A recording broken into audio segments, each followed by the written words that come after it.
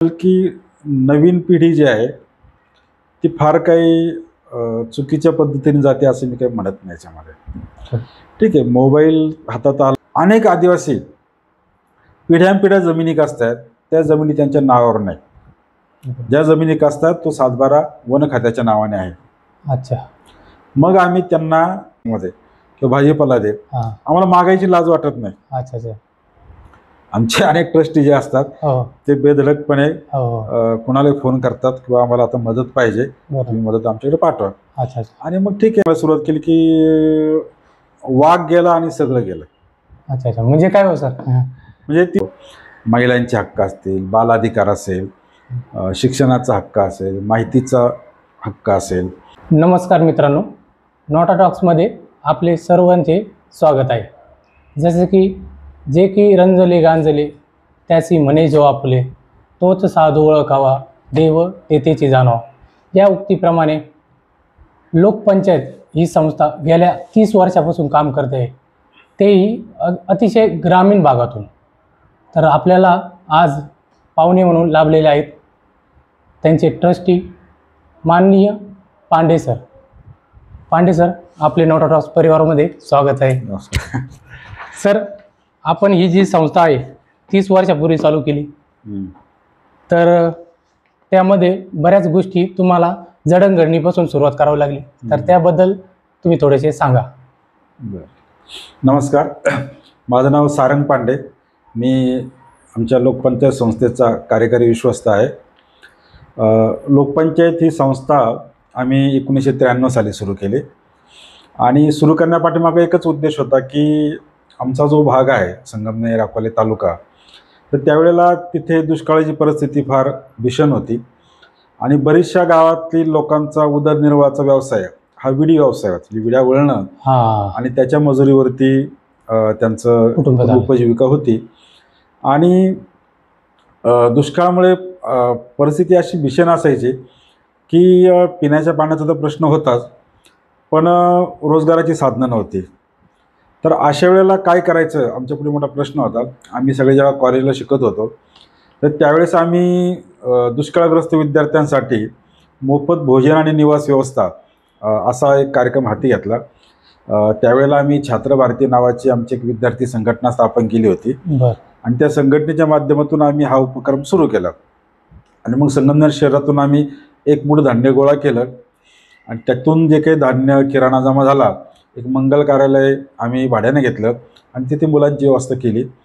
आणि त्याच्यात सगळी 10वी 12वीला जी मुलं परीक्षेला आली होती त्यांची आम्ही ती अशी व्यवस्था केली.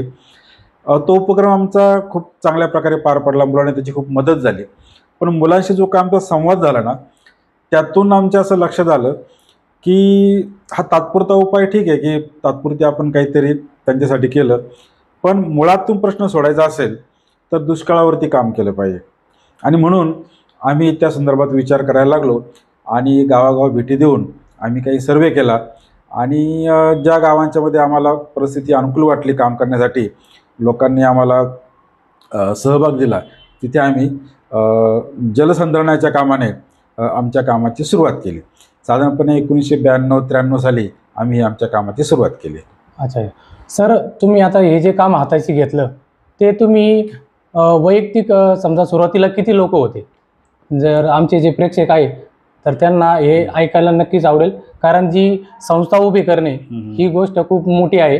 त्यासाठी माणसं अगोदर पेरणं गरजेचं असतं, बरोबर. त्यानंतर त्या संस्थेची स्थापना करणं, तिथून पुढं मग ती मोठी करणं. तर त्यामध्ये तुम्हाला सुरुवातीला किती लोक होते आणि तुम्ही कोणत्या कोणत्या अडचणींना सामोरे गेले त्याबद्दल जरा सांगा. आम्ही जेव्हा सुरुवात केली तर त्यावेळेला आम्ही एक 10-12 जणांचा आमचा ग्रुप होता, पण त्यातले सगळे कुठं ना कुठं नोकरी करणारे होते, काही व्यवसाय करणारे होते आणि त्यामुळे त्यांना जो काही शक्य वेळ होईल, उपलब्ध वेळ असेल त्या वेळात त्या सगळ्यांनी एकत्र येऊन या कामाला सुरुवात केली. मी मात्र असं ठरवलं की आपण पूर्ण वेळ हे काम करायचं. अच्छा. आणि थोडंसं मी माझा स्वतःचा असं काही करिअरबद्दल असं काही फार काही महत्त्वाकांक्षा नव्हती. मला असं वाटायचं की जे गोष्टी आपल्याला अस्वस्थ करतात हां त्याच्यावरती आपण काम करायचं. म्हणजे समाजातलं दारिद्र्य आपल्याला अस्वस्थ करतंय. समाजातले अनेक जे प्रश्न आहेत दुष्काळासारखे, शेतीच्या भीषणावस्थेखाली, बेरोजगारीसारखे, तर अशा प्रश्नांच्यावरती आपण काम करावं. आणि म्हणून मी ठरवलं होतं की आपण हे पूर्ण काम करायचं. आणि या कामासाठी मग माझ्या या सगळ्या मित्रांनी मला साथ दिली आणि आमची कामाला सुरुवात झाली. आता कुठलंही काम कसं असतं की एखादं काम करताना तुम्हाला अडचणी फक्त एकच होतं, एक तर तुमच्याकडे साधनांची कमतरता असते, मग त्या साधनांच्यासाठी तुमच्याकडे निधीची कमतरता असते. बरोबर. आणि मग आम्ही सुरुवातीच्या काळात जो काही निधी लागतं, साधनं लागतं, हे लोकांच्या सहभागातून उभे करायचा प्रयत्न केला. अनेक लोकांनी आम्हाला चांगल्या देणग्या पण दिल्यात. पण हे किती साधनं असली तरी प्रश्न आपल्याकडे एवढे आहेत, त्या सगळ्याच्यावरती काम करायचं म्हटलं तर साधनं ही कमीच पडतात. आम्ही सरकारकडे पण त्या संदर्भात काही प्रकल्प सादर केलेत. शासनाच्या खूप चांगल्या योजना असतात, पण ह्या योजना तुमच्यापर्यंत मिळण्यासाठी तुम्हाला तसे बऱ्याच अडचणी असतात. विशेषतः आपली जी काही शासन व्यवस्था आहे, तर ही शासन व्यवस्थेचं टीका म्हणून नाही, पण तिचं स्वरूपच फार रिजिड आहे. त्या रिजिड असल्यामुळे तुम्हाला खूप कागदपत्रांच्या पूर्तता करणं, बरोबर, त्यासाठी खूप प्रोसिजर पूर्ण करणं, तर ह्या गोष्टी तुम्हाला कराव्या लागतात. आणि मग त्या करताना तुमची बरीचशी दमछाक होते. मग त्याचे जे टिकून राहतात त्यांच्यापर्यंत शासनाचे प्रकल्प येतात. तसं आम्ही टिकून राहण्याचा प्रयत्न केला आणि त्याच्यात आम्हाला यश पण आलं.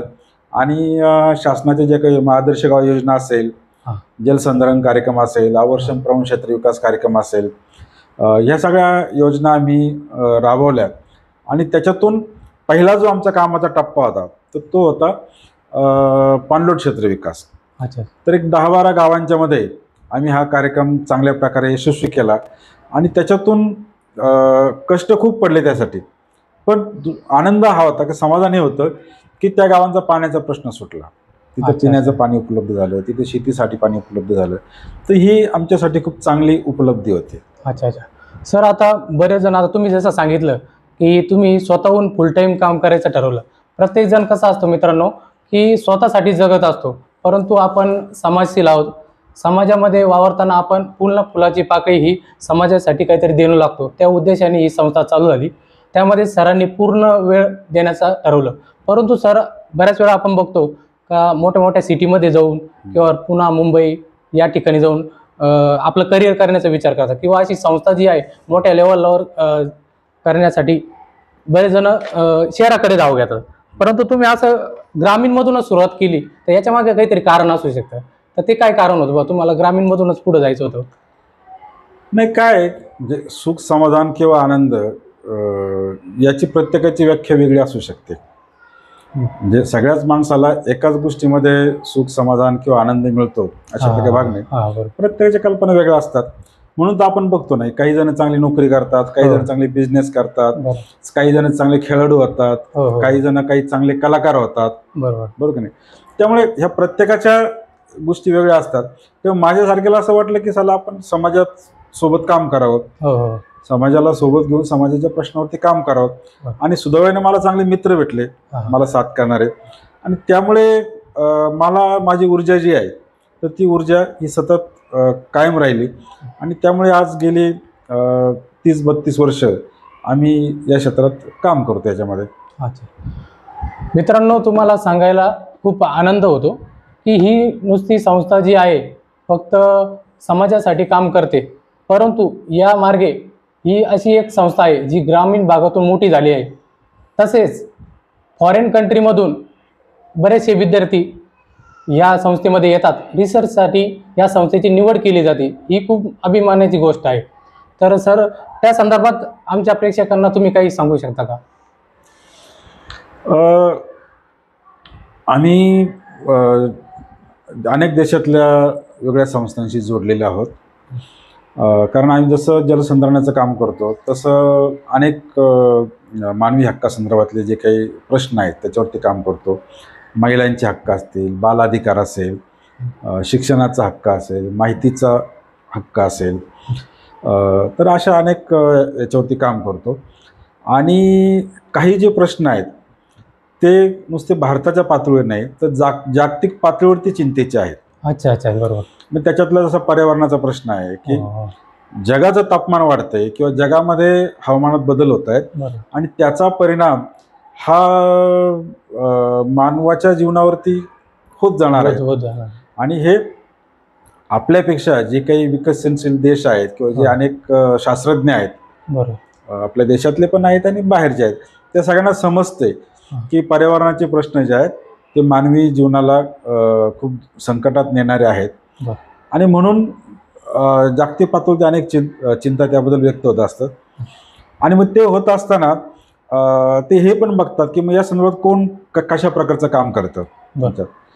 तर लोकपंचायतने जो काही विकासाचा दृष्टिकोन घेतलेला आहे तो शाश्वत विकासाचा दृष्टिकोन आहे. आता आपल्याकडे शाश्वत विकासाची 17 ध्येय ही सगळ्या देशांनी त्याच्यावर सहाय्य करून ते स्वीकारलेले आहे. याच्यामध्ये की प्रत्येक देशाने शाश्वत विकास म्हणून त्या 17 ध्येयावरती काम करावं. लोकपंचायत त्याच्या आधीपासूनच त्याच्यावरती काम करते. आणि म्हणून मग कारण विकास हा कसा असला पाहिजे तर शाश्वत विकास म्हणजे आजचा विकास हा उद्याचा विनाश नसला पाहिजे. म्हणजे आज तुम्ही जे काही करतात, म्हणजे आज समजा एखादी तुम्ही इंडस्ट्री काढली, त्या इंडस्ट्रीमध्ये तुम्ही एखादं प्रॉडक्ट तयार केलं, पण त्याच्यातनं जे काही तुम्ही त्या भागातलं पाणी वापरणार, चांगलं शुद्ध पाणी वापरणार आणि अशुद्ध पाणी तुम्ही जमिनीत सोडणार किंवा तिथल्या नदी नाल्याने सोडणार, तर होणार काय की त्याच्यामुळे तिथलं पर्यावरण खराब होणार. तिथलं पर्यावरण खराब झालं की मग शेती ही पर्यावरणाशी जोडलेली गोष्ट आहे, उत्पन्न घटणार, मानवी आरोग्याचे प्रश्न निर्माण होणार. तर हा विकास याला आपण म्हणू शकत नाही ना. तर म्हणून विकास, शाश्वत विकास यालाच म्हणतात की ज्याच्यातून विनाशकारक ज्या आपत्ती असतात त्या आपत्तीचं संकट भविष्यात तुम्हाला कधी येणार नाही या दृष्टीने काळजी घेतली जाते याच्यामध्ये. तर आम्ही अशा प्रकारचा विकासाचा दृष्टी घेऊन काम करतोय की पर्यावरण ही महत्वाची अट आहे याच्यामध्ये. दुसरी गोष्ट की लोकांचा सहभाग आपण ज्या भूमिकेतून करतोय ती लोकांची पण भूमिका असली पाहिजे. जर ती लोकांची भूमिका नसेल तर आज आपण इथे समजा झाडं लावली, भविष्यात ते पिढी ती तोडून टाकेल याच्यामध्ये. त्यामुळे आपली भूमिका आणि लोकांची भूमिका ही एक असली पाहिजे.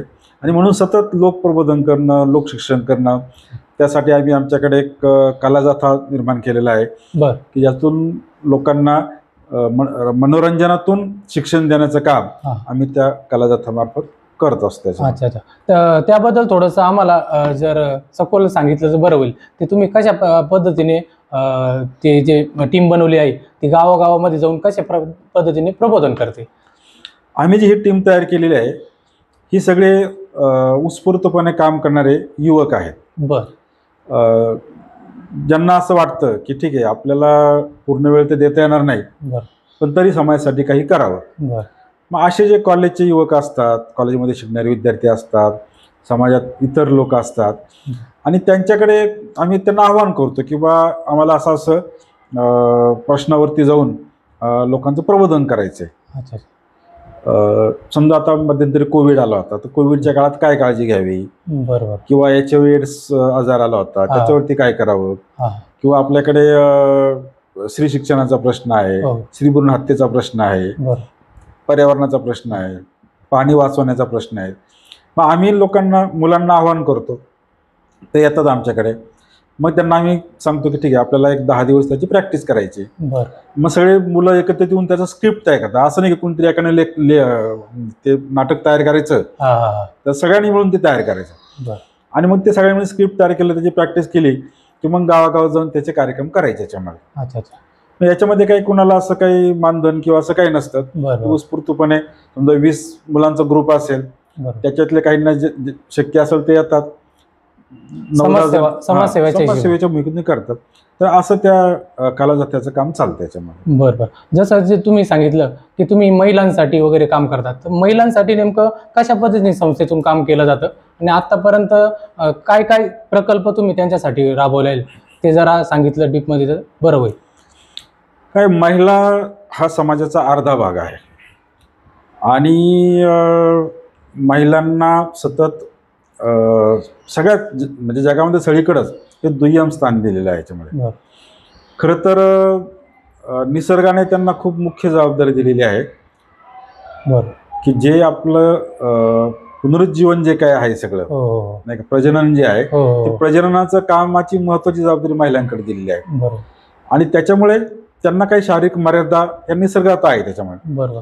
याचा अर्थ त्यांना काही बौद्धिक मर्यादा आहे किंवा त्यांच्यामध्ये काही कमी शक्ती आहे, हो हो. त्यांची कार्यक्षमता कमी आहे असं अजिबात नाही याच्यामध्ये. बरं. पण असं नसताना सुद्धा ते सगळ्या रूढी परंपरा ज्या आहेत त्या स्त्रीला बंदिस्त करणार आहेत. आणि त्याच्यामुळे झालं काय की शिक्षणाची संधी असेल, विकासाची संधी असेल, स्वातंत्र्याची संधी असेल, या सगळ्या संधी पुरुषांना ज्या प्रमाणात मिळाल्या त्या प्रमाणात महिलांना मिळाल्या नाही. बरं. आपण पाहिलं किंवा महात्मा फुले आणि सावित्रीबाई फुल्यांना मुलींची शाळा सुरू केल्यामुळे किती त्रास हो हो. ही आपल्या भोगावं लागलं. समाजातलीच गोष्ट आहे. आणि ती काय फार 150-200 वर्षापूर्वीची गोष्ट आहे याच्यामुळे. पण 150-200 वर्षापूर्वी त्यांनी ही शिक्षणाची परंपरा सुरू केल्यानंतर आजही जरी आपण पाहिलं तर कुठेही जरी गेलं तर महिलांचं प्रमाण कमीच दिसतं. आज आपण बरोबर निवडणुकीमध्ये पाहतो महिला उमेदवार किती असतात. बरोबर बरोबर. म्हणजे 1ली ते 10वी पर्यंत मुली योग्य प्रमाणात शाळेत दिसतात. बरोबर. त्याच्या पुढे काय होतं, बरोबर. त्याच्या पुढे उच्च शिक्षणापर्यंत ते कमी असतात. कमी असतात. किंवा तांत्रिक शिक्षणाकडे जर बघितलं तर मुलींची संख्या ही नगण्य असते. हो हो हो. तर मुलींच्या शिक्षण खर्च का करायचा असं बालकांना प्रश्न पडतो की त्यांनी घरी चूल आणि मुलं त्यांनी सांभाळायचं असतं.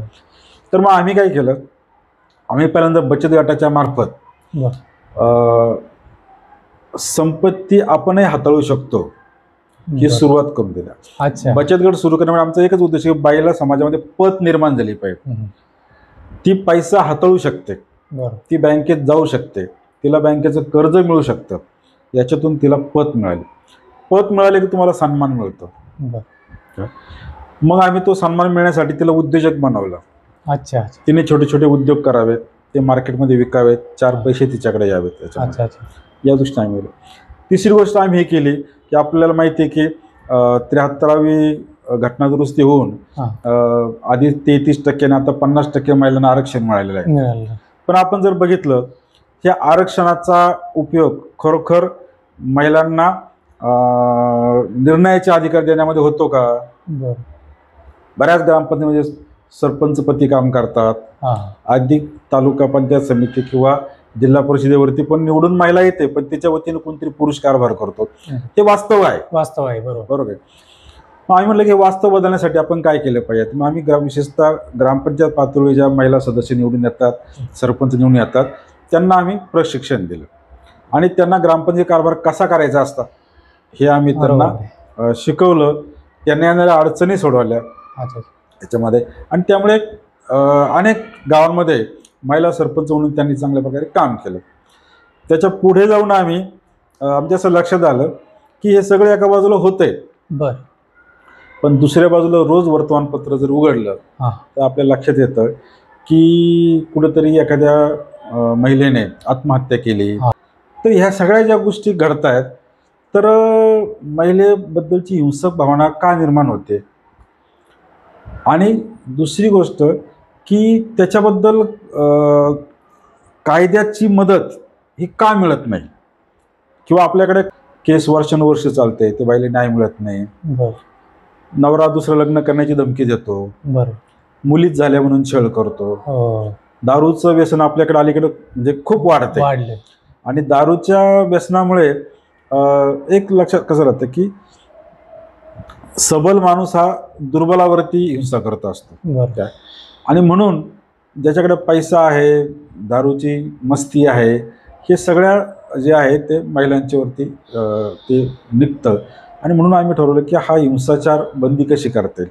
पहिले आम्ही गोष्ट केली की जी अत्याचारग्रस्त हिंसाग्रस्त महिला असेल तिच्यासाठी सुरक्षित निवारा, तिच्यासाठी सुरक्षित निवास व्यवस्था द्यायची.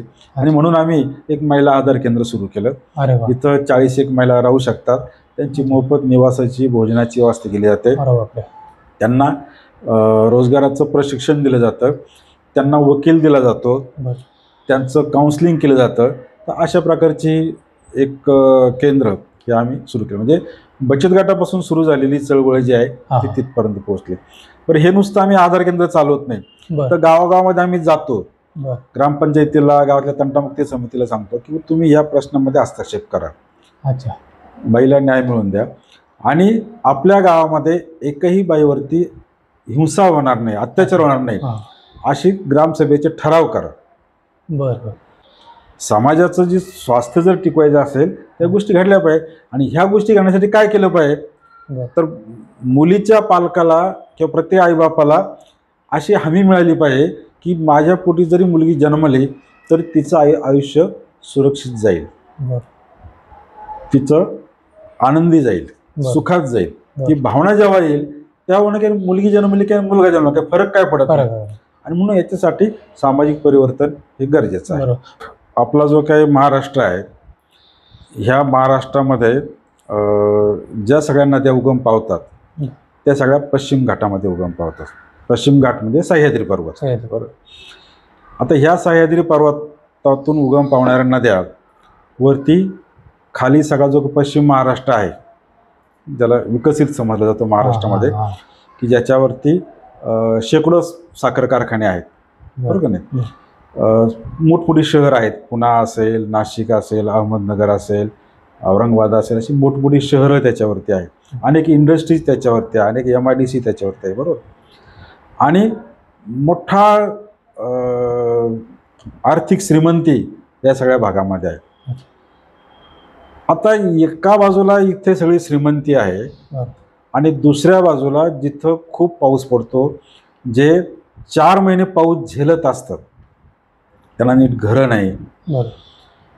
त्यांना नीट शेती नाही, नीट रोजगार नाही, अशाच्यात तो आदिवासी जगत असतो. त्याच्यामध्ये आम्हाला तिथं धरणं हवीत, धरणामध्ये साठी आम्ही त्यांच्या जमिनी अक्वायर करणार, बरं. काय तिथून कॅनॉल काढणार, सगळं आम्हाला त्यांचं हवं आहे. बरं. त्यांचं पुनर्वसन झालं तर आम्ही आमच्या जमिनी पण त्यांना काढून द्यायला तयार नाही. याच्यामध्ये म्हणजे अनेक धरणं जी आहेत ती होऊन 30-40 वर्ष झालीत, पण अजून त्या आदिवासींच्या जे काही पुनर्वसन झालं तिथल्या जमिनी त्यांना मिळाल्या नाही. आता असे सगळे प्रश्न तिथं आहेत. हे प्रश्न सोडवायचे का नाही? बरं. बरं. मग तुमच्या अजेंड्यावरती त्याचा विकास ही गोष्ट का नसावी? हा. त्याच्यासाठी कायदा आहे, सामुदायिक वन हक्काचा कायदा आहे, त्याच्यासाठी पेसा कायदा आहे, त्याच्यासाठी स्वतंत्र आदिवासी विकास उपयोजना आहे. बरं. पण एवढं सगळं असताना सुद्धा त्याच्या घरावरची कौलं का बदलली जात नाही वर्षानुवर्ष? त्याच्या मुलांना चांगलं शिक्षण का मिळत नाही? बरं. नाही का? तर हे सगळे प्रश्न आहेत. म्हणून आम्ही त्याचा अभ्यास केला. आमच्या लक्षात आलं की अनेक आदिवासी पिढ्यानपिढ्या जमिनी कसतात, त्या जमिनी त्यांच्या नावावर नाही. ज्या जमिनी कसतात तो 7/12 वन खात्याच्या नावाने आहे. अच्छा. मग आम्ही त्यांना त्या कायद्याचा आधार घेऊन, वन हक्क कायदा 2006चा आधार घेऊन अच्छा. त्या जमिनी त्यांना कशा मिळतील त्यासाठी प्रयत्न केले.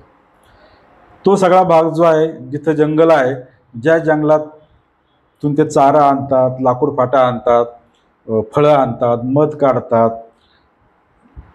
आणि त्याच्यावर त्यांची उपजीविका चालते, हो बरोबर. तिथं सगळं अभयारण्य घोषित केलेलं आहे. अच्छा अच्छा अच्छा. आणि मग तिथं त्यांना कधीतरी एखादा गार्ड येतो आणि त्यांनी जे काही गोळा केलेलं आहे ते हिसकून घेतो त्यांच्याकडून. अच्छा अच्छा. तिथं अनेक पाणवठे आहेत, तिथं गुरं त्यांना पाणी चारावं लागतं, गुरांसाठी चारा आणावा लागतो. काही त्या ठिकाणी डोह आहे, तिथं ते मासेमारी करतात आणि उदरनिर्वाह त्याच्यावरती करतात. तर ह्या सगळ्या गोष्टी ज्या आहेत, तर ह्या जर कायद्याने त्यांना हे दिलेलं आहे हक्क, बरोबर. पण सरकार मात्र देत नाही. आणि बरोबर. म्हणून आम्ही या सगळ्या लोकांची एक प्रक्रिया घडून आणली, बरोबर. त्यांचे दावे दाखल केले कलेक्टरकडे बरोबर. आणि जवळपास 20 गावांचे असे दावे आम्ही मंजूर करून दिले. अच्छा अच्छा अच्छा. आणि त्यामुळे आता ते लोक हक्काने त्या ठिकाणची शेतजमीन करणं असेल किंवा वन हक्काचे फायदे घेणे या गोष्टी करतात. त्याशिवाय त्या भागात आश्रमशाळा आहेत, बरोबर. शाळा आहे पण शिक्षण नाही. अच्छा अच्छा. 7वीच्या मुलाला साक्षर करा हा, अशी हा. म्हणायची वेळ आहे त्याच्यामध्ये. बरोबर. मग गुणवत्तापूर्ण शिक्षण मिळण्यासाठी काय केलं पाहिजे? मग त्या शिक्षकांची तिथल्या मैत्री करून बरं. त्यांना आम्ही थोडंसं क्रिएटिव्ह पद्धतीने मुलांना कसं शिकावं. अच्छा अच्छा. ही मुलं जी गुजरी मुलं आहेत त्यांची भाषा वेगळी आहेत, बरं. त्यांना तुम्ही नवीन मराठी भाषा शिकवतात, बरोबर. मग ती त्यांना ते कशी सोपी करून शिकवली पाहिजे, अच्छा अच्छा. खेळाच्या माध्यमातून कसं शिकवलं पाहिजे, बरोबर. असं वेगळ्या प्रकारे तेही केलं. त्यातून मग काही शाळांच्या मध्ये खूप चांगल्या प्रकारे ते सुरू झालेले आहे. दुसरी गोष्ट अशी की रासायनिक शेतीमुळे काही प्रॉब्लेम निर्माण झाले. अच्छा. कीटकनाशकं वापरली, मधमाशी गेली, मधमाशी गेल्यामुळे जीवनचक्र. हा ते जे काही हा. परागीभवन जे हो हो हो. मधमाशीद्वारे व्हायचे ते होत ते नव्हतं. होत नव्हतं. मग त्या गोष्टीवरती आम्ही नियंत्रण आणलं. बस सेंद्रिय शेतीला तिथे उत्तेजन देतोय. जुनी पारंपरिक वाहनं जी आहेत बरं. भाताची किंवा इतर जे काही तृणधान्य, पर्वतीय तृणधान्य जे आहेत, अच्छा अच्छा. हा. तर त्या तृणधान्यांना कसं वाचवता येईल, त्यांचं संवर्धन कसं करता येईल, अच्छा. त्या दृष्टीने प्रयत्न केला. आणि त्यामुळे ज्या भागामध्ये आम्ही काम करतो 21-25 गावांच्या मध्ये, तिथली परिस्थिती खूप चांगल्या प्रकारे बदलायला सुरुवात झाली आहे. अच्छा अच्छा. म्हणजे मूल निवासी म्हणून आदिवासी समाजाला बघितलं जातं, त्यासाठी तुमच्या संस्थेने पूर्णतः काम केलेलं आहे. आणि आता हे झालं, पर्यावरणाचा विषय चालू आहे, तर पर्यावरणामध्ये बऱ्याचशा गोष्टी येतात, जसं आपण माणसं येतो किंवा वृक्ष येतात. तर ते जनावरं जे आहे, जे मूक जनावरं म्हणतो आपण त्यांना, तर त्यांच्यासाठी आपण काही प्रकल्प वगैरे किंवा मग काही योजना आपण त्यासाठी कशा पद्धतीने काही केलेल्या आहेत का? कसं असतं की पर्यावरण का बदलतं किंवा हवामान का बदलतं, तर जिला आपण इकोसिस्टम म्हणतो, परिसंस्था म्हणतो, त्या परिसंस्थेमध्ये असमतोल निर्माण झाला. विशिष्ट प्रकारच्या काही जीव जे आहेत, म्हणजे वनस्पती आले, प्राणी आले, ते समजा कमी झाले आणि विशिष्ट प्रकारचे हे वाढले, तर मग त्या ठिकाणची परिसंस्था बिघडते. आणि तिचा परिणाम जो आहे तो सगळ्याच नैसर्गिक संसाधनांवरती होतोय, असमतोल होऊन जातो. हो. तर आम्ही त्याचा अभ्यास केला की हा असमतोल का बिघडला. तर आम्हाला असं कळलं किंवा पूर्वी आमच्याकडे डांगी गायींचे कळपचे कळप असायचे. आणि ते डांगे गायीचे कळप जे आहे ते रानात चरायचे, त्यांचं शेण मलमूत्र पडायचं, ते पाण्यातून आमच्या शेतात यायचं, आमची शेती सुपीक व्हायची त्याच्यामध्ये. मग आम्ही म्हणलं बा हे डांगीचे कळप का गेले याच्यामध्ये. तर मग त्यांनी सांगायला सुरुवात केली की वाघ गेला आणि सगळं गेलं. अच्छा अच्छा. म्हणजे काय हो सर? म्हणजे तिथं जो ते वाघाला देव मानतात. बरं बरं बरं. तुम्ही पूर्वी आमच्याकडे वाघ होता आणि तो वाघ जंगलामध्ये इतर जे हरणं, माकडं, वांद्रं, रानडुकरं यांना येऊ देत नव्हतं. अच्छा अच्छा अच्छा. त्यामुळे आमच्या शेतीचं संरक्षण व्हायचं. कारण हे जे काही जे आता आपल्याकडे 2 प्रकारचे प्राणी असतात, काही मांसाहारी प्राणी असतात, काही शाकाहारी प्राणी असतात.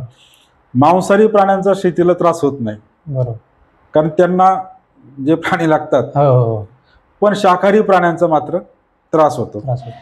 आणि मग हे जे काही वाघ संपल्यामुळे हे बाकीचे प्राणी वाढले आणि त्यांनी शेती उद्ध्वस्त केली. शेती उद्ध्वस्त झाल्यामुळे मग ह्या जे काही डांगीचे कळप होते त्यांनाही चारा पाणी राहिला नाही याच्यामध्ये आणि सगळं तिथले. तर आता वाघ तर परत आणता येणार नाही याच्यामध्ये, पण बाकी गोष्टीचं नियंत्रण कसं करता येईल. आणि म्हणून मग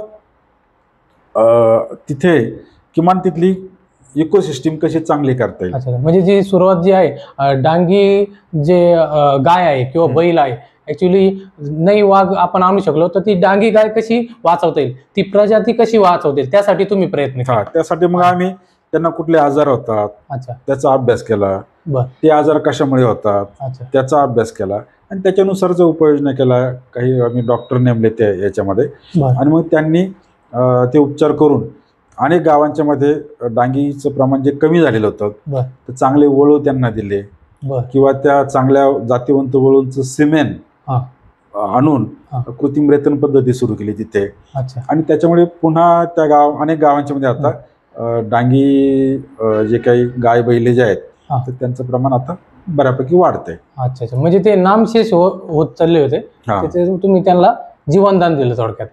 मग ते डांगी बद्दल काहीतरी यात्रा वगैरे असते आदिवासी समाजामध्ये त्या क्षेत्रामध्ये, असं त्याबद्दल काही सांगा बरं. आता आपल्याला आता नुकताच काल पोळा होऊन गेला, बरोबर, की शेती संस्कृतीमध्ये शेतीला मदत करणारे सगळे जे घटक आहेत तर त्या घटकाशी तुमचं एक नातं असतं. म्हणून शेतीला इंग्रजीमध्ये ॲग्रिकल्चर म्हटलेलं आहे. कल्चर हा शब्द, बाकी कुठलाही उद्योग व्यवसायात तुम्हाला शेवटी कल्चर हा शब्द भेटत नाही. बरोबर. फक्त ऍग्रिकल्चर. तर शेती जी आहे ती तुमच्या सांस्कृतिक गोष्टींशी जोडलेली आहे. बरोबर. तर शेतकऱ्याचा तो बैल हा आपल्या घरातला एक कुटुंबाचा एक भाग समजतो. त्यामुळे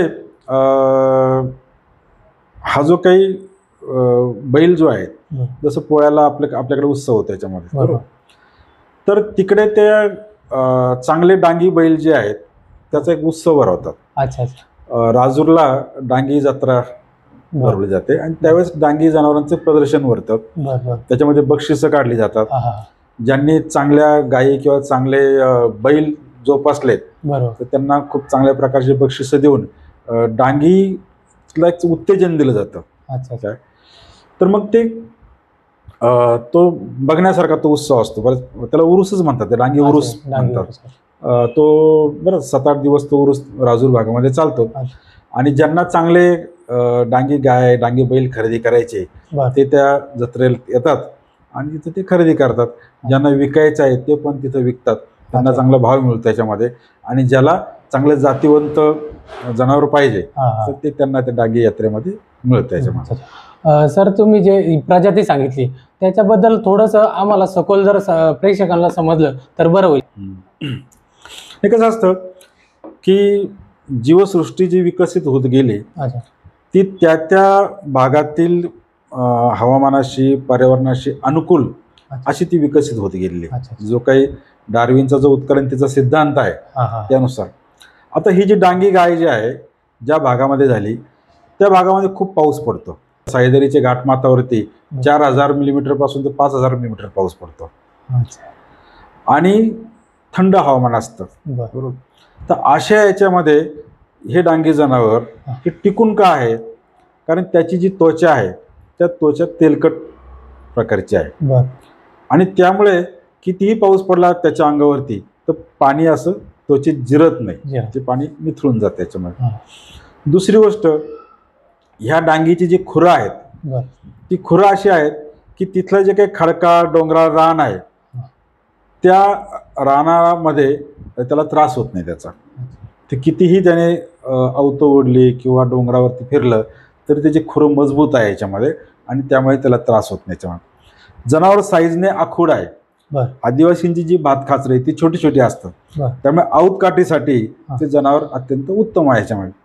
तर असं त्याचं वैशिष्ट्य. आणि सगळ्यात दुसरं वैशिष्ट्य म्हणजे डांगी गाईचं दूध जे आहे ना ते अत्यंत रुचकर आहे. म्हणजे बऱ्याच वर्षापासून आपल्याला माहिती आहे की राजूरचा पेढा आपल्याकडे फार प्रसिद्ध मानला जातो, नाही का? किंवा आपण एखाद्याला उपमा देताना म्हणतो की बघा राजूरच्या पेढ्यासारखा गोड आहे त्याच्यामध्ये.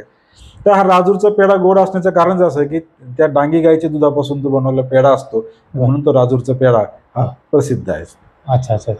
सर, आता आम्ही जर बघितलं आणि तुम्ही जेवढं सांगितलं त्या पद्धतीने तुम्ही सर्व क्षेत्रामध्ये चांगल्या पद्धतीने काम करत आहात.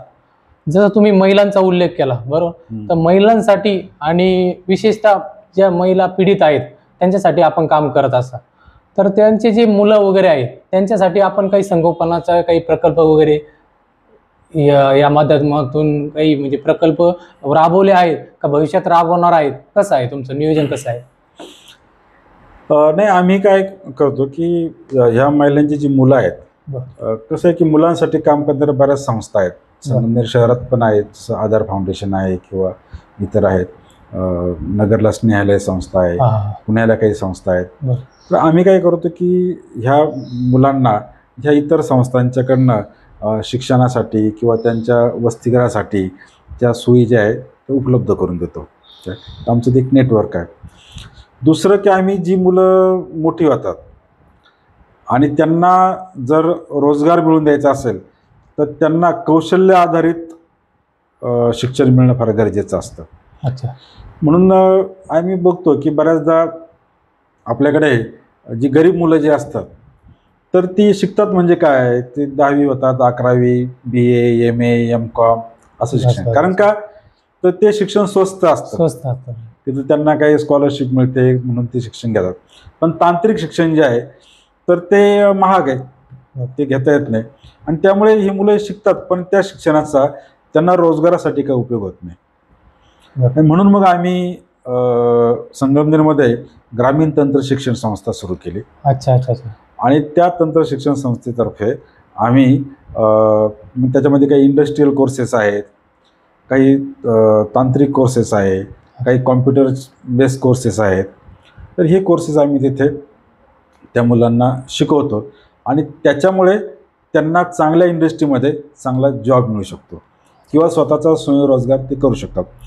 आत्तापर्यंत मागील 10 वर्षामध्ये अशा प्रकारे 2,500 मुलांना आम्ही चांगल्या प्रकारे तांत्रिक शिक्षण देऊन त्यांचं जीवनमान हे अक्षरशः चांगल्या प्रकारे बदललेलं आहे. कारण आता जर बघितलं तुम्ही एवढ्या संस्थेचं एवढं मोठं काम करत आहात तर साहजिकच पैशाशिवाय काही गोष्टी होत नाहीत. तर त्यासाठी मग तुम्ही काही शुल्क आकारतात का किंवा मग तुम्हाला जे पैसे वगैरे लागतात किंवा काही अडचण येत असेल तर त्यासाठी तुम्ही त्याच्याकडे कसं बघता आणि तुम्हाला कोणत्या मार्गाने मदत भेटते? कसं आहे की ज्या महिला आत्महत्याच्या वाटेवर चाललेल्या आहेत त्यांच्याकडे तुम्ही काय शुल्क घेणार आहात? बरं. तर त्यांना मदत करण्याची गरज आहे, त्यामुळे त्यांच्याकडून आपण काही शुल्क घेऊ शकत नाही त्याच्यामध्ये. पण समाज आपला मध्ये अनेक संवेदनशील माणसं आहेत आणि त्यांना असं वाटतं की ठीक आहे आम्ही काही करू शकत नाही, पण जे कोणी करत आहे त्यांच्या कामाला आपण हातभार लावला पाहिजे. आणि मग ते जसं महिलांच्या प्रश्नावर ज्यांना संवेदना आहे ती त्याच्यावर, कुणी पर्यावरणाच्या प्रश्नावरती, कुणी मुलांना चांगलं रोजगारभिमुख शिक्षण मिळतं त्यासाठी. तर असं ज्यांना ज्यांना वाटतं ते इच्छुक जे आहेत ते त्यासाठी मदत करतात. आणि हे मदत करणारे जे आहेत ते आपल्या स्थानिक भागापासून तर ते अगदी स्पेन, जर्मनी, अमेरिका इथपर्यंत पसरले आणि तिथून बरीचशी मदत मिळते. आणि जेवढी जास्त मदत मिळते तेवढं आपण जास्त लोकांसाठी काम करू शकतो याच्यामध्ये. काय तर त्यामुळे आमचं असं की तुम्ही कामाला लागले ना तर पैसा ही गोष्ट बऱ्याच आपल्याला असं वाटतं की आधी आमच्याकडे काहीतरी साधनं येऊ द्या, संपत्ती येऊ द्या, मग आम्ही काम करू. असं होत नाही कधी याच्यामध्ये. तुमचं काम जेव्हा दिसतं तर त्यावेळेस तुम्हाला मदत करणारे हात आपोआप पुढे येतात. हा अनुभव आमचा गेल्या 30 वर्षाचा आहे. अच्छा अच्छा अच्छा. सर, एवढं चांगलं काम आपण समाजामध्ये करत आहात तर यामध्ये तुम्हाला सरकारकडून म्हणजे शासनाकडून तर काही मदत किंवा काही पारितोषिके वगैरे मिळाली आहेत का? हा पुरस्कार मिळालेला आहे विशेषतः सामाजिक न्याय विभागाने आम्हाला चांगल्या सामाजिक कार्याबद्दल संस्थेला पुरस्कार दिलेला आहे. त्याचप्रमाणे आपण जे ग्रामीण तंत्र शिक्षण संस्था सांगितले त्यालाही महाराष्ट्र शासनाचा सर्वात उत्कृष्ट संस्थेचा पुरस्कार मिळालेला आहे. त्याचप्रमाणे आम्ही जे काही ऊर्जेवरती वगैरे काम करतो तर आपल्या ऊर्जा मंत्रालय जे भारत सरकारचं केंद्र सरकारचं तर त्यांनी आम्हाला ऊर्जा संवर्धनाच्या कामाबद्दल पुरस्कार देऊन सन्मानित केलेला आहे. त्याशिवाय जे काही इतर संस्था आहेत जसं की अमेरिकेमध्ये महाराष्ट्र फाउंडेशन नावाची संस्था आहे तर त्यांनी आमच्या कामाचा गौरव केलेला आहे. तर असे बऱ्याच संस्था आणि शासकीय विभागांनी आमच्या कामाची दखल घेतलेली आहे याच्यात. सर, हे संस्थेचं जे काम करत असताना बऱ्याच वेळा अडचणींना तुम्हाला सामोरं जावं लागलं असं, ते वैयक्तिक लेवलपासून असो किंवा मग संस्थेपर्यंत असो. तर ह्या गोष्टी तुम्ही कशा हँडल करतात? कारण काय होतं का बरेच जणांची इच्छा असते की समाजासाठी काहीतरी काम करायचं, तर त्यासाठी तुमच्या अशा काही संस्था आहे का त्यांच्या थ्रू ते मदत करू शकतात आणि मदत करून ते त्यांची जी इच्छा आहे की समाजासाठी आपण काहीतरी देणं लागतो तर त्यासाठी ते पुढे येऊ शकतात. तर त्यासाठी तुम्ही तुमच्या संस्थेने कोणत्या कोणत्या अडचणींवर मात केली आणि त्याच्यानंतर आता तुम्ही संस्था रजिस्टर असणारच बरोबर, आणि त्याच्यातून जे दानशूर व्यक्ती आहेत तर त्यांना दान करायचं आहे किंवा तुमच्या संस्थेशी जोडलं जायचं आहे तर त्यासाठी तुम्ही काही सांगू शकता का? अडचणी या प्रामुख्याने साधन सामुग्रीचेच येतात. काय असतं की बऱ्याचदा असं होतं की काही कामांसाठी हा लोकांचा उत्स्फूर्तपणे देणगी किंवा निधी मिळत असतो. पण काही कामं जे आहेत तर ती अशी काही करुणेची कामं नसतात. जसं की समजा तुम्हाला ऊर्जा संवर्धनासाठी काम करायचं आहे बरं. किंवा पर्यावरणासाठी काम करायचं आहे, तर सगळेच लोक सगळ्यासाठी काय असे संवेदनशील नसतात त्याच्यामध्ये. तर त्याच्यामुळे निधीची अडचण येतात. विशेषतः शासकीय धोरणं सतत बदलत राहतात. शासकीय धोरण बदललं की योजना बदलते, योजना बदलली की तुम्हाला मिळणारा ज्या योजनेचा लाभ असतो तर तो तुम्हाला थांबतो याच्यामध्ये. तर अशामुळे मधून मधून काही अडचणी येत असतात. आणि आम्ही लोकांच्या साथीने एखादं काम जरी कमी झालं पण पूर्ण थांबवत नाही. अच्छा अच्छा. अगदी आमचं आता जे महिला आधार केंद्र जे आहेत तर सुरुवातीला आम्हाला टाटा ट्रस्टने मदत केली. बरं. 4 वर्ष त्यांनी मदत केली. नंतर त्यांची मदत मिळाली नाही. मध्ये 4-5 वर्ष आम्हाला त्यासाठी कुठलाच निधी नव्हता. अच्छा. पण आम्ही स्थानिक पातळीवरती देणग्या वर्गण्या गोळा करून अगदी पार शेतकऱ्याच्या बांधाला जर आम्हाला थोडं तरी धान्य दे त्याच्यामध्ये किंवा भाजीपाला दे, आम्हाला मागायची लाज वाटत नाही. अच्छा. आमचे अनेक ट्रस्टी जे असतात ते बेधडकपणे कुणाला फोन करतात किंवा आम्हाला आता मदत पाहिजे, तुम्ही मदत आमच्याकडे पाठवा. आणि मग ठीक आहे, 100 रुपयाच्या ठिकाणी 1 रुपया जरी मिळाला तरी आम्ही त्याचं स्वागत करतो. अच्छा. मग तुमच्या या संस्थेला जोडण्यासाठी समजा काही नवयुवक असतील किंवा मग समाजातील बरेच जण आहे की त्यांना इच्छा आहे की अशा संस्थे थ्रू आम्हाला समाजसेवा करायची आहे, तर त्यासाठी तुमचा पत्ता काय आहे किंवा तुम्हाला कॉन्टॅक्ट करायचा असेल तर कसा करता येईल? आमचं ऑफिस संगमनेरला आहे. संगमनेरला कुरोन रोड इथं आमचं लोकपंचायतचं ऑफिस आहे. आणि आमचे जे काही महिला आधार केंद्र आहे तर ते संगमनेर खुर्द इथे नाशिक रोडला आहे, पुणा रोडला आहे, नाशिक पुणे हायवेवरती. आमची संपर्क नंबर जो आहे तो सांगितलं तरी चालेल. माझा संपर्क नंबर जो आहे तो 94 22 22 92 15 आहे. 94 22 22 92 15. आमचा संस्थेचा जो काही ईमेल ID जो आहे तो लोकपंचायत SNR लोकपंचायत SNR@gmail.com हा आहे. आणि संस्थेची वेबसाईट आहे www.lokpanchayat.org. अच्छा. तरी आमची वेबसाईट आहे. बरोबर. मित्रांनो, सरांनी जसं मोबाईल नंबर सांगितलेला आहे, कॉन्टॅक्ट नंबर सांगितला आहे, ईमेल ID पण सांगितला आहे, वेबसाईट पण सांगितली आहे. तसंच हा व्हिडिओ बघत असताना तुम्हाला खालच्या लाईनला पण पूर्ण डिटेल्स दिसत असतील, तर तुम्ही कॉन्टॅक्ट सेव्ह करून घेऊ शकता. सर, आता ह्या पूर्ण संस्था चालवत असताना तसं जर बघितलं तर तुम्ही ग्राउंड लेवलपासून म्हणजे तळागाळातील व्यक्तींपर्यंत जाऊन मदत करण्याची जी तुमची संस्थेची आणि नकळत तुमची जी भावना आहे, त्याच्यातून असं लक्षात येतं की ही संस्था फक्त 30 वर्ष काम करत नाही, तर असं वाटतं की गेल्या 50 वर्षापासून काम करत असेल. परंतु आताचा जो युवक आहे, आता मोबाईलचे जे व्यसन त्यांना लागलेलं आहे, त्यातून थोडासा शिक्षणापासून, व्यवसायापासून, तसेच जर इन्कम नसेल तर कुणाला मदत करायची असेल तर एक तर आपण वेळ देऊ शकतो किंवा मग पैशा स्वरूपात मदत करू शकतो. तर मोबाईलमुळे काय होतंय की पैसा तर मिळत नाही, वेळ तर निघून जातोय. तर त्यासाठी आता तुम्ही बरेच मुलं वगैरे हँडल करतात किंवा मग तुम्ही कुटुंब पण हँडल करतात का, जिथं ज्या महिला आहे ज्यांना त्रास होतो आहे का घरातून त्रास होत आहे, त्या महिलांना तुम्ही व्यवस्थित त्यांच्या जीवनमानामध्ये आणतात आणि त्यांच्या कुटुंबामध्ये व्यवस्थित चाललं की नाही इथपर्यंत तुम्ही दखल घेतात. तर ह्या नवीन पिढीसाठी तुम्ही काय सांगाल? खरं तर काय की मी असं म्हणेल की नवीन पिढी जी आहे ती फार काही चुकीच्या पद्धतीने जाते असं मी काही म्हणत नाही याच्यामध्ये. ठीक आहे, मोबाईल हातात आला आहे, मोबाईलमध्ये अनेक प्रकारचे कार्यक्रम असतात. मुळात काय की मोबाईलमध्ये काय बघायचं हे त्यांना कोण शिकवणार आहे?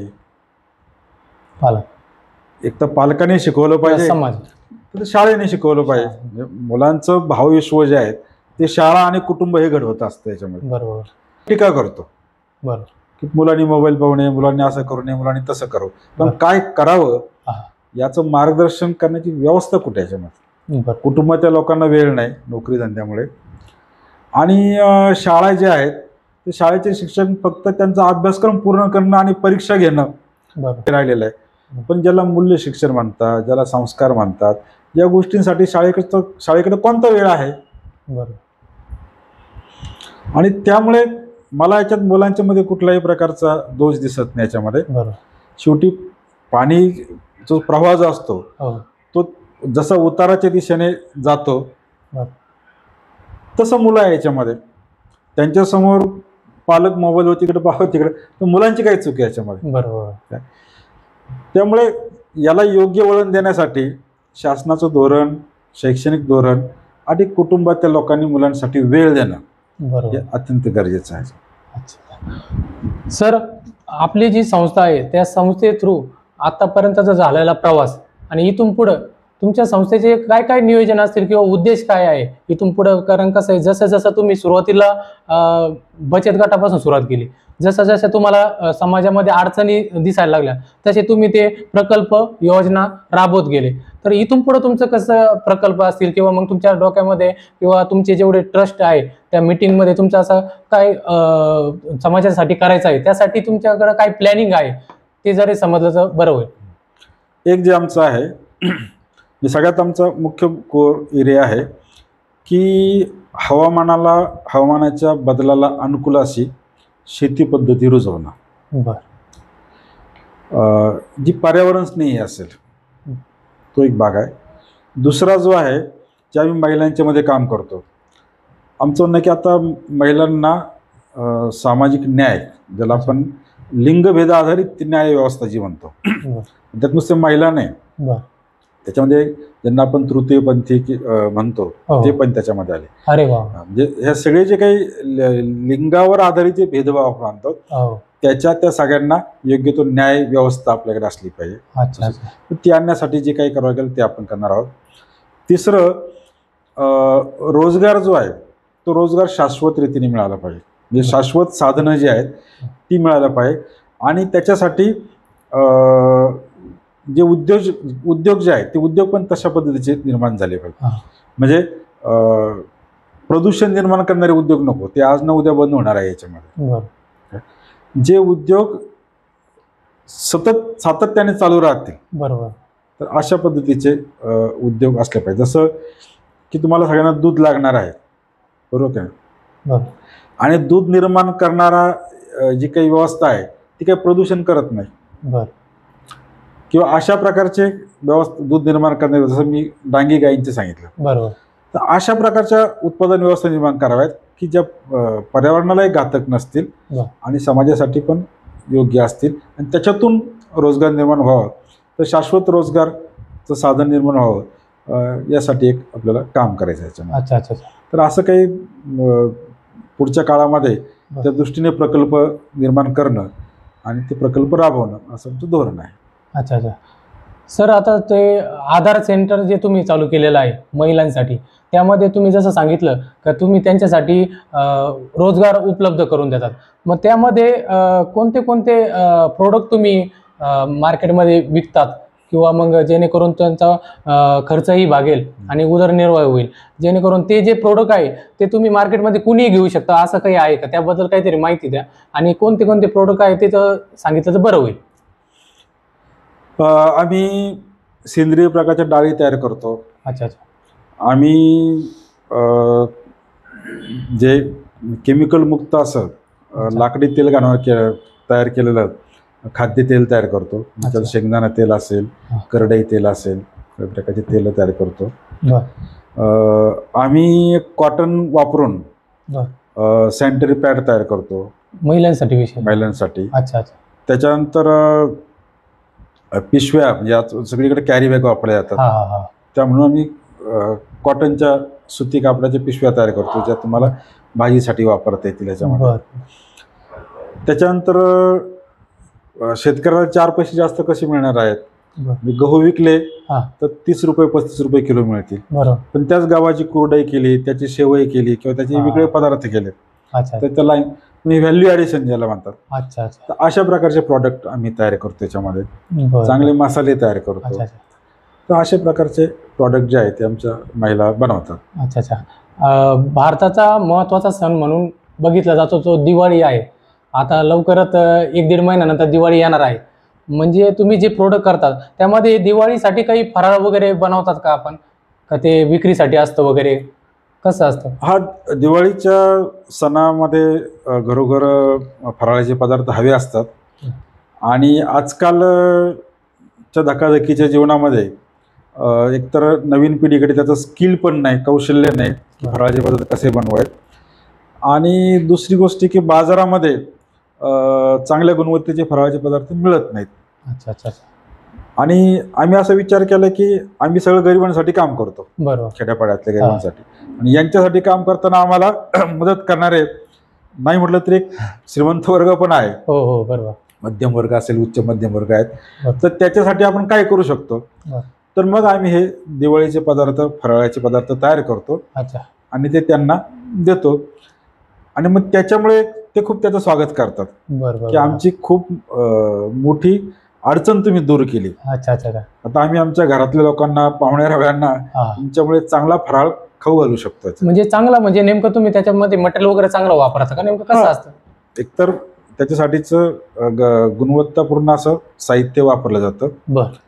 ते करताना हायजेनिक, स्वच्छता तिथली ही पाळली जाते. आणि त्याची जी क्वालिटी जी आहे, म्हणजे आम्ही आमच्या महिलांना त्याचं खास प्रशिक्षण देतो. ती चकली जास्त पौष्टिक असण्यासाठी काय केलं पाहिजे. अच्छा अच्छा. केमिकल विरेक, त्याच्यामध्ये कुठल्या प्रकारचं रासायनिक रंग वापरत नाही. किंवा रासायनिक हे जे तेल जे आहेत, चांगल्या प्रकारची तेल वापरली जातात. तर असं, त्यामुळे मग त्याला मागणी खूप असते. अच्छा सर, हे जे नऊ पिढी आहे, नऊ युवक आहे, तसेच जे आमचे नोटा टॉकचे सर्व प्रेक्षक आहेत, चांगला मेसेज आमच्या नोटा टॉकच्या परिवाराला आणि इतर सर्व लोकांसाठी काय द्याल तुम्ही? मला असं वाटतं की आपला देश घडवण्यासाठी, देश घडवणं म्हणजे चांगलं पर्यावरण निर्माण होण्यासाठी, ज्या काही चांगल्या गोष्टी घडवायच्या आहेत त्या सगळ्यासाठी ही केवळ एखाद्या संस्थेनं किंवा काही व्यक्तींनी करायचं काम नाही. याच्यामध्ये ही लोक चळवळ बनली पाहिजे. आणि ही जर लोक चळवळ बनवायची असेल तर याच्यामध्ये सगळ्यांनी सहभागी व्हायला पाहिजे. अच्छा. आणि म्हणून मी सगळ्यांना असंच आवाहन करेल, ज्यांना शक्य होईल ते लोकपंचायत आले तर आम्ही त्यांचं स्वागतच करू. पण जरी ज्यांना सोबत येऊन काम करणं शक्य नसेल, त्यांनी आपापल्या भागामध्ये अशा प्रकारचं काम सुरू करायचा प्रयत्न केला तर त्यांना जो काही सपोर्ट लागेल, त्यांना जी काही मदत लागेल ती पण लोकपंचायतकडून देण्याची आमची तयारी आहे. कुठे एक व्यापक प्रमाणावरती या कामाचा प्रसार व्हावा तर हीच इच्छा आहे याच्यात. आणि त्याच्यामध्ये तरुणांनी किंवा समाजातल्या बाकी धोरणांनी पुढे यावं हीच एक अपेक्षा आहे. सर, आपण नोटा टॉक्समध्ये आलात आणि आपला अमूल्य वेळ आम्हाला दिला आणि आपल्या लोकपंचायत या संस्थेतर्फे गेल्या 31 वर्षापासून 30 वर्ष होऊन 31व्या वर्षात आपण पदार्पण करत आहात. आणि नोटा टॉकच्या सर्व ग्राहकांसाठी आणि तुम्ही जो वेळ दिला त्याबद्दल नोटा टॉक्स परिवार तुमचे खूप सारे आभार व्यक्त करतो. तसेच इथून पुढं तुमच्या लोकपंचायत संस्थेसाठी काही गरज लागल्यास नोटा टॉक्स परिवार हा अवश्य तुमच्या संगे खांद्याला खांदा लावून उभं राहील. धन्यवाद सर, तुम्ही आलात. धन्यवाद. खूप आभारी आहे.